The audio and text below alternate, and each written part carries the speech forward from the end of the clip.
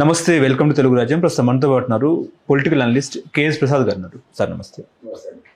ముఖ్యంగా నారా చంద్రబాబు నాయుడు అనే నేను తొలిసారి ముఖ్యమంత్రి అయ్యి నేటికి సరిగ్గా 30 సంవత్సరాలు. ఆయన చేసిన మంచి ఏంటి, చెడేంటి, అదేవిధంగా ముఖ్యంగా జన్మభూమి నుంచి విజన్ 2020 వరకు.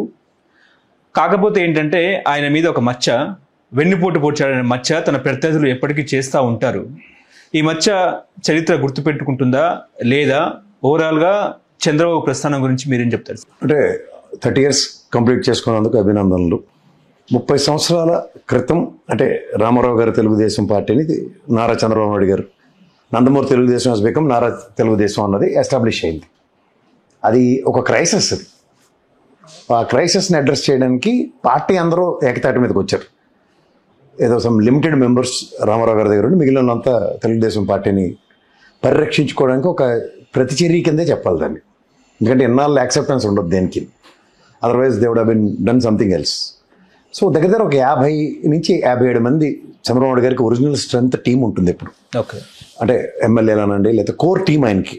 సో వాళ్ళ సహాయ సహకారాలతో ఆయన 30 years ఆయన పొలిటికల్ లెగసీలో సక్సెస్ అవ్వగలిగాడు. యాజ్ అ పార్టీ అధ్యక్షుడిగాను దగ్గర 43 సంవత్సరాల పార్టీ ప్రస్థానాన్ని ఈరోజు నిర్మించుకోగలిగాడు.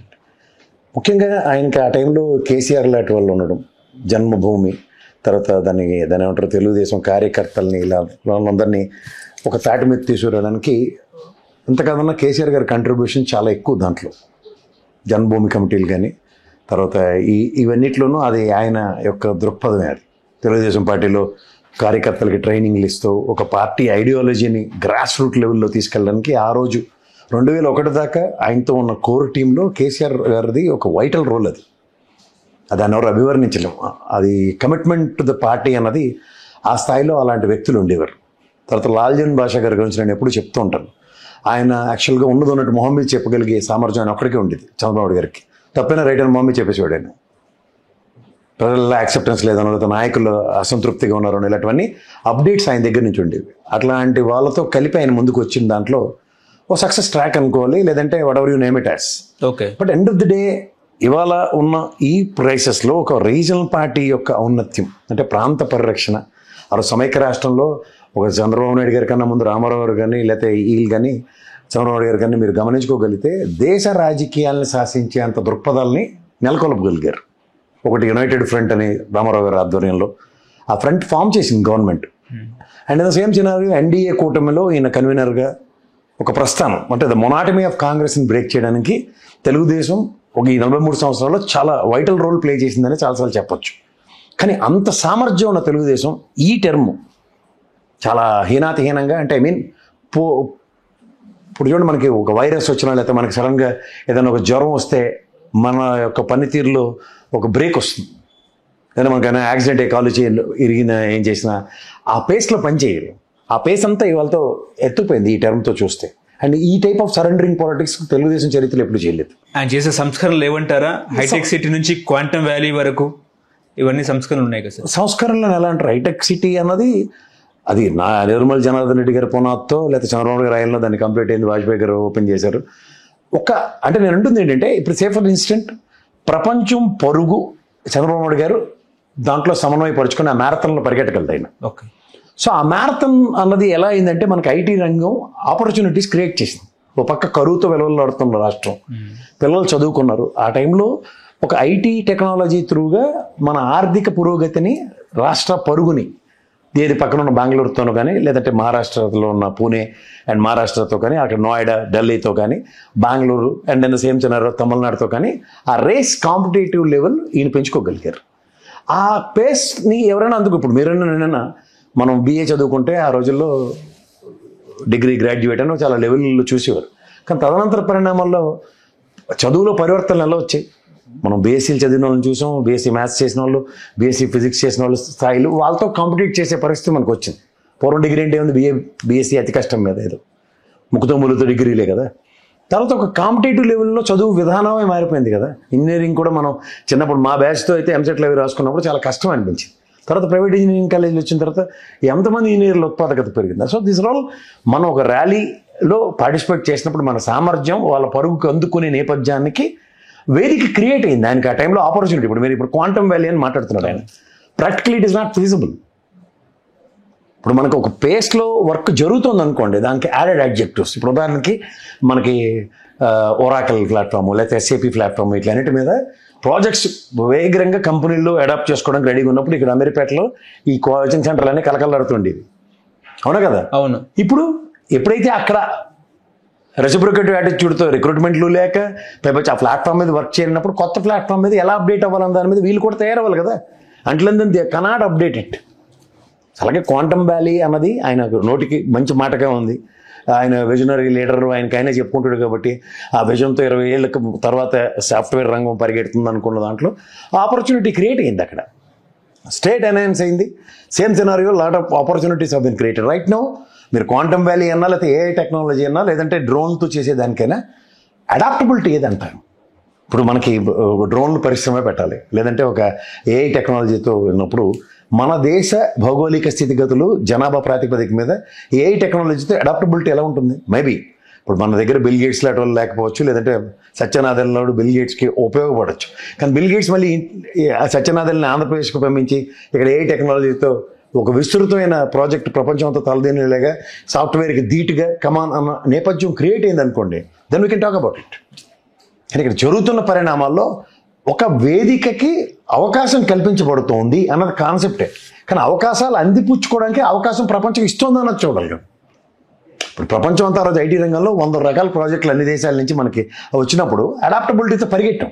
కానీ ఇప్పుడు ఎక్కడైనా ఏ ఆపర్చునిటీ ఉంది చెప్పండి? ఎవడు కాదంటాడు. ఇప్పుడు ఏ టెక్నాలజీ మీకు ప్రాజెక్ట్ ఇస్తారంటే మీరే పరిగెట్టుకు వెళ్ళి పెట్టుకుంటారు ఒకటి. అలాంటి ఆపర్చునిటీస్ క్రియేట్ అవ్వట్లేదు. అదే కదా ఇప్పుడు ప్రపంచం అంతా బాధపడుతుంది. ఓ పక్క రెసెషన్ నడుస్తుంది, భయంకరంగా ఉద్యోగులను తొలగిస్తున్నారు. టీసీఎస్ మనం ఇచ్చారు 99 పైసాకి. ఏముంది ఇక్కడ ఎంతమంది వేలాది మంది ఉద్యోగాలు తొలగించారు తెలంగాణలో, అంటారు కదంటారా? సో ఈ టైప్ ఆఫ్ సిచ్యువేషన్స్ మనకి అట్రిబ్యూట్ అయి ఉన్నప్పుడు ఇవి నుంచి మనం ముందుకు వెళ్ళడానికి 4 పదాలు కాదు కదా. వ్యవసాయ ఆధారిత దేశం, వ్యవసాయంలో విప్లవాత్మకమైన సిచ్యువేషన్స్ చంద్రబాబు నాయుడు గారి ఆయనలో ఎప్పుడైనా చూసామా? లేదు. రైన్ గన్లు అన్నారు. అంటే రైన్స్ లేనప్పుడు ఆపర్చునిటీ, 2 ర్యాంకర్లు బయటికి రైన్ గన్లు కొట్టడం కాదు కదా, ప్రత్యామ్నాయంగా కాలువలు తెవో లేదంటే ఏదైనా. ఇప్పుడు మనకు ఉదాహరణకి అమరావతి తీసుకుందాం. ఆయన ప్రాస్పెక్టివ్ డ్రైవ్లో అమరావతి అన్న విజన్ 2047 కల్లా అమరావతి అద్భుతమే అనుకుందాం, మన రాజధాని గర్వంగా చెప్పుకునేది. కానీ దానికి సంబంధించిన భౌగోళిక స్థితిగతిలో వర్షం రాకపోక మన చేతిలో లేదు. కృష్ణానది పొంగుతుందో పొంగదో, హైపోథెటికల్గా నెక్స్ట్ ఇయర్ వరదలు రావని చెప్పడానికి నేను కాదు, వాతావరణ శాఖ డైరీ చేయలేదు. సో రెండు సర్కమాసెస్ స్టేట్ వైడ్గా కంట్రీ వైడ్గా ఎలా డిమాండ్ చేస్తుందో మన చేతిలో లేని దగ్గర ప్రత్యామ్నాయం అంటే నేను కట్టింది డ్యాములు, పరపడకుండా రిజర్వాయర్లు కట్టుకొని వచ్చారనుకోండి, కొండవీడి కట్టినట్టు. అప్పుడు ఒకవేళ హైపోథెటికల్గా ఇలా రిజర్వాయర్లు కట్టడం వల్ల ఇలాంటి ఉపద్రవాన్ని నిలువరు ఇచ్చినప్పుడు చంద్రబాబు గారి స్థాయి గురించి మాట్లాడాలి. అది లేకుండా మనం అమరావతి పరిస్థితులను గత 10 ఏళ్ళు బట్టి చూస్తూనే ఉన్నాం. ఇక్కడ ఒక్క ఇంప్రూవ్డ్ వెర్షనే లేకుండా ఆయనకున్న విజనరీ థాట్ ప్రాసెస్లో నీళ్ళు తోడడానికి కంపలు కొట్టడానికి ఆయన మన ఎక్స్చెక్కర్ నుంచి ఇస్తున్న దగ్గర ఆపర్చునిటీస్ క్రియేట్ చేసిన ఆయనే చెప్పారు. ఏమని చెప్పాడు? సింగపూర్ కన్సాలిటిజం అన్నాడు. అంటే మనం ఎవరికైనా డెవలప్మెంట్కి ఇస్తే ఆడు 50-50 రేషియోలో ఆడే డబ్బులు ఖర్చు పెట్టుకుని ఆడే కడతాడని. అలాంటిది తిరిగి రివర్స్లో ఈసారి కట్టేవాడికి ఎక్స్ట్రా డబ్బులు మనమే తగలబెట్టి దాన్ని ఏమంటాం?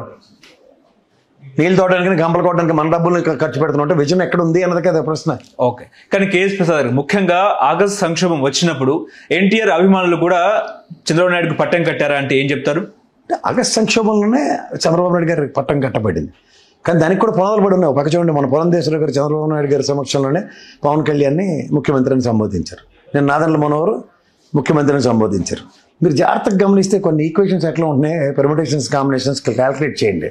ఆ షిండేకి శివసేన పార్టీ యదాన్ని పెట్టినప్పుడు కూడా ఇలాంటి మూవ్స్ అవి దొరికి సేమ్ మూవ్స్ రిపీట్ అవుతున్నాయా గమనించండి. ఎందుకంటే మనం ఆగస్టు సంక్షోభం అని మీరే అన్నారు. ఆగస్టు లాంటి ఉపద్రవాలు ఎదుర్కొనే తెలుగుదేశానికి ఇప్పుడున్న క్రైసిస్ సిచ్యువేషన్లో అవుట్ ఆఫ్ ద బాక్స్. ఎందుకంటే నిన్న పవన్ కళ్యాణ్ మీరు జాగ్రత్తగా కంపేర్ చేస్తే ఆవిర్భావ సభలో మాట్లాడవలసిన మాటలని ఇప్పుడు పార్టీ, నేషనల్ పార్టీ, జాతీయ పార్టీ అన్న కోణాల్లో ఏది పడితే అది మాట్లాడుతున్నాడు. అంటే దీన్ని కీడించి మేలించే దగ్గర ఈ ఆగస్టు నిన్నటితోనే అయింది. అవును.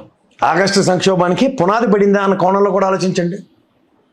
ఎందుకంటే హైపోథెటికల్గా నేను జాతీయ పార్టీతో అంటే మీరు నిన్న నన్ను ఒక ప్రశ్న అడిగారు, బీజేపీలో విలీనం అయితే జాతీయ పార్టీ ఎలా అవుతుందన్నది మనం విశ్లేషించాం. కానీ బీజేపీలో విలీనం చేసిన దగ్గర అధికారమే పరమవదన్న స్వార్థ ప్రయోజనం ఉన్న పవన్ కళ్యాణ్కి ముఖ్యమంత్రి అన్న ఆప్షన్ ఎక్స్ప్లోర్ అవుతుందా అవుదా షిండేలాగా? కానీ బీజేపీ పలికిస్తుందంటారా? ఆబ్వియస్లీ మరి లేకపోతే బీజేపీ నోట్లోంచి పురంధేశ్వరమ్మ నోట్లోంచి మొదట ఎందుకు వచ్చింది? తర్వాత పవన్ కళ్యాణ్ గారి సమక్షంలో నాదెండ్ల మనోహర్ ఎందుకు మరి కనీసం సరిదిద్దుకోలే? ఓకే, గమనిస్తున్నారా? సో ఈ డెవలప్మెంట్స్ ఎప్పుడు ఆగస్టులోనే 1, 2, 3 క్యాలిక్యులేషన్స్ వస్తున్నప్పుడు రేపు Uttar Pradesh election and vice president elections, these will definitely play key role. ఎందుకంటే ఇక్కడ పవన్ కళ్యాణ్ సరెండరింగ్ పాలిటిక్స్కి రెడీ అయిపోయాడు. ఏమని? రాష్ట్ర ప్రయోజనాలు అంటే చూసారా, Vizag steel plant will look into it అని అంటున్నారంటే అక్కడ బీజేపీ పదజాలాల్లో అడుగులు వేసేసాడు. ఒరిజినల్ ఐడియాలజీ ఎప్పుడో లేదు, ఒరిజినల్ ఐడియాలజీ ఎలాగో లేదు, దానికి కూడా అడుగులు వేసుకుని పోవడానికి సిద్ధమైపోయాడంటే ప్రత్యక్ష రూపంలో కనబడుతున్న షిండే కదా. అవును, ఇది ఆప్షన్ ఎక్స్ప్లోర్ అయ్యే సిచ్యువేషన్ దగ్గరలో ఉందనుకున్నప్పుడు ఇక్కడ మెకానిజమ్స్ ఎట్లా వర్కౌట్ అవుతున్నాయి? సుదర్శన్ రెడ్డిని తీసుకొచ్చిన ఎత్తికి పెట్టారు.